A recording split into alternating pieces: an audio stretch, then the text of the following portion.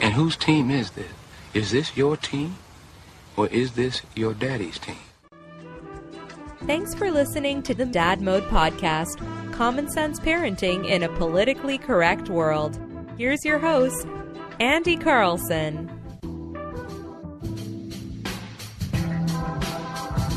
But doctor check-in. So Mugsy started getting a couple of these red blotches on her ankles and upper legs, in a couple in the diaper area, and then eventually she got one on her lip. So we're like, crap, here we go. Because, she's over 2, but this is the first time that she's actually had, like, a sickness or something. Like, we've been lucky so far, knock on particle board, that we haven't had to go to the ER. She hasn't ingested anything. She hasn't run, like, a 106 fever or whatever. So this is the first thing. And, of course, the wife is understandably a little upset, little what's going on? My baby, oh Lord, my baby. And I knew it was going to be something that's fairly common. I mean, she goes to childcare, and kids share germs like I don't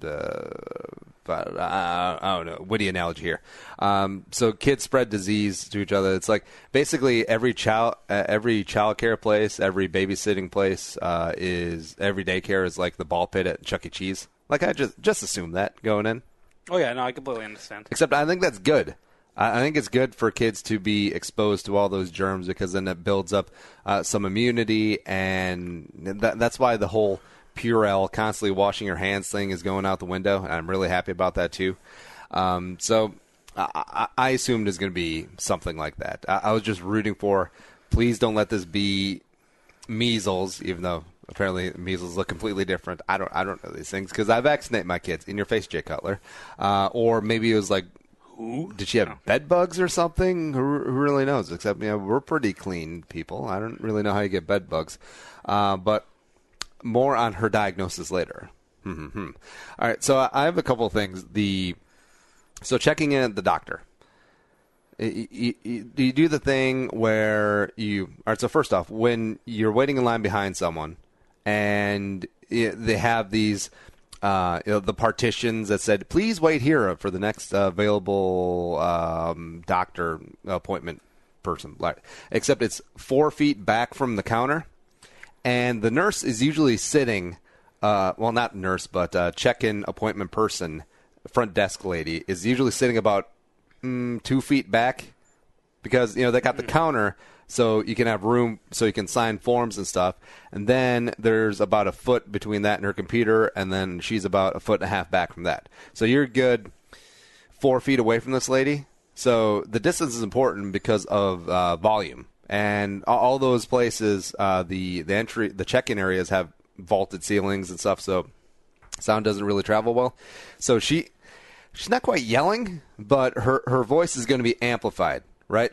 And she's going to be checking in 120 patients today. And she has no patience, literally, for just going through all your stuff. And she'll talk about your symptoms, even though the nurse will talk about your symptoms, the doctor will talk about your symptoms, but she'll be sitting there like, I could imagine, like, possibly in my younger days, if I had not been so careful, I'd be like, yes, sir, do you have any other symptoms besides the constant itching and then the small little animals running around your pubic hair? Do you have anything else going on? Does it burn when you pee? Is that what is happening? And then, of course, she's got the elevated voice, and then 4 feet behind me might be Kate Upton. And then there goes my chance with Kate Upton. Yes, Kate Upton would definitely come to Minnesota to do some medical stuff. Kate Upton would come to a run-of-the-mill clinic in Minnesota to get checked. And if I was younger and single, it blew my chance because the nurse blabbermouth completely rattled off all my symptoms with my little pubic hair friends.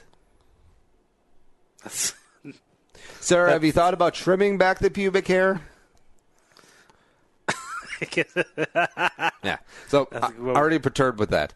And this thing happened. So the wife, we'd always been taking her, either the wife would take Mugsy to her check-ins or we go together. But it was always her doing the talking, checking, and etc. So they had her on file as guardian.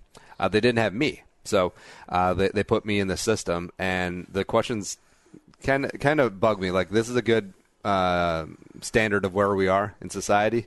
So the first question is, are you the father? Why wouldn't I be? And then the next one, do you have the same last name as the mother of your child or your child? And I'm like, yeah. And then, do you live at the same address as the mother of your child and your child? Yes. And I understand. You don't want to assume nowadays, because if you guess wrong and the dad's name is Smith while the daughter's name is Johnson, you kind of look like an ass. Or if daddy lives in Rosemount and mommy and the kid live in Apple Valley, sure, that's on you too. But it's kind of sad that we're at that place where it's almost more commonplace that the father of the kid doesn't have the same last name as the kid sometimes, or the wife, and doesn't live at the same residence. Yeah, I hate that that's the default now. See, I didn't see why it bothered me at first, but no, that's totally why. Yeah. That's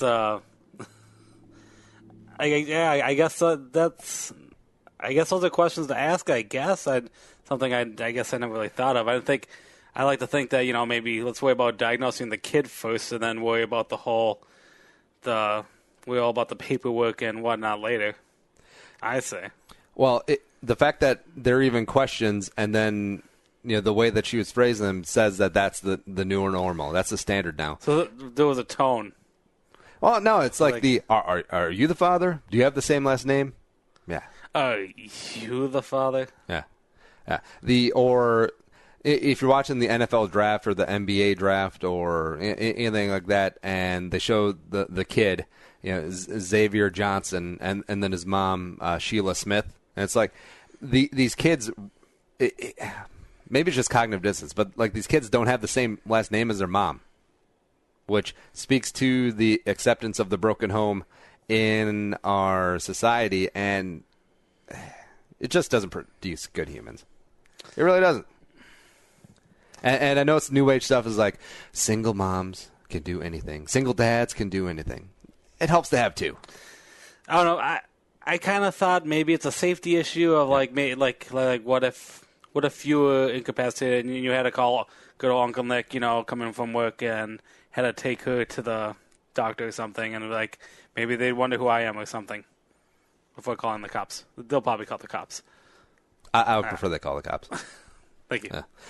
And then, all right, so keep it going on this process, past the societal issues about the broken home.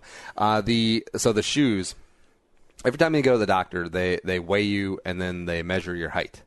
Except they always ask you to take off your shoes before you go on the scale and before they take your height. Mm-hmm. Here's my thing. Why don't we just get a good guesstimate of how much the shoes are going to weigh? Because they don't ask you to take off your shirt. They don't ask you to how much coffee or water you drank that day, because your weight is greatly going to fluctuate whether it's early in the morning or if it's late in the afternoon. Maybe you went to Fogo de Chao for lunch. No, they don't take that into account. But hey, let's take care of the shoes. Let's take care of the 1.25 pound things that we could easily back out 1.25 pounds. Depending on if you're an adult male, adult female, a kid, whatever. But let's just have these people who are probably sick, probably while you're going to the doctor, take off your shoes, and of course you're just putting your bare feet on that carpet that they laid down when they built the clinic, and that carpet's going to stay there for 30 years. They probably don't shampoo that thing ever. So you're walking around where all the sick people walk in their bare feet, and then you're stepping on the scale where all the sick people put their feet on the stainless steel thing. And why? What's the point? Why do you even care about my weight? My weight shifts throughout the day. I could weigh in at 204 in the morning, and then by the end of the night, especially if we have barbecue, I could weigh in at honestly like 217. So like, how important is my weight to you at this specific point in time? That's very interesting to. Yeah, that's a good question. I don't know why. And height's fine. First off, why do you? I understand you're worried about kids' heights. Make sure that they're growing in their percentile and there's no issues there. But as a grown man or a grown woman, why do you even care about my height? That's my prerogative. You get to make up your own height at the DMV. And weight. I totally do. Yeah. I lie about both. Yeah. So I don't get that. I understand, like, we're completely all about getting people healthy, but hey, let's just be. And I understand this contradicts my whole expose us to germ things, but I don't need athlete's foot from the Dravoni coming in who had a nail in his leg from his workplace accident. They maybe still. Yeah. Ooh, next time I go for a physical, it'll be like, Index. sir, can we get your height and weight? None of your goddamn business. 5'7". I just show him my ID, like it says it right there. I mean, it should be, because who really cares? So Mugsy saw the doctor, and our doctor's awesome. Love her. And except the big reveal of so Mugsy gets checked out. Doctor, takes a look at her. Does the thing where she looks in the mouth with the light and the whole thing, and then she looks up, and it was like a half sigh, and then is like, Margaret has foot, hand, and mouth disease. And for about 3 seconds, I was like, oh, holy crap, this is a big deal. But then I remembered I'd looked up hand, foot, mouth disease, and it is super common, except it's so common that I think they have to take out the disease part, because disease has certain connotation. Like, disease usually means, like, lifelong affliction. Like, you're going to need a cocktail of meds to continue to inhabit this rock marble and just keep on keeping on. No, call it a virus. And it has been called virus online. But your daughter, your baby girl, has foot, hand, and mouth disease. Dun, dun, dun.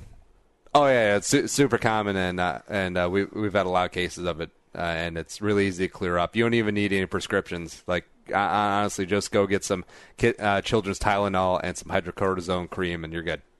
Is that really as easy a fix? That's it. That is it. Foot and mouth. So the big reveal of the foot, mouth, and hand disease, whatever, I don't really care. But it's like, why do you call it a disease? Oh. I wonder if a lot of people are. I wonder if a lot of people have been having it lately, though. Well, she said that's pretty common. Like, a lot of kids have been having it lately. In summer, maybe. Summer, yeah, and also a lot of daycare kids and whatnot. Is there a list of cause? I actually know absolutely nothing of foot and mouth disease. I assume it's just being around other kids. I mean, it's probably like a tenth of the chicken pox in terms of seriousness. But still, I mean, saying your kid has a disease, and then you kind of tune everything out. It makes me think of the Mitch Hedberg thing, sketch about when you're an alcoholic, it's fine to be called an alcoholic. Yeah. It's like a disease. It's like, hey, I have lupus. Think the episode you just heard is worth $1? Well, send it our way. Visit dadmodepod.com/support to find out how. Be a man, be a father. Go Dad Mode.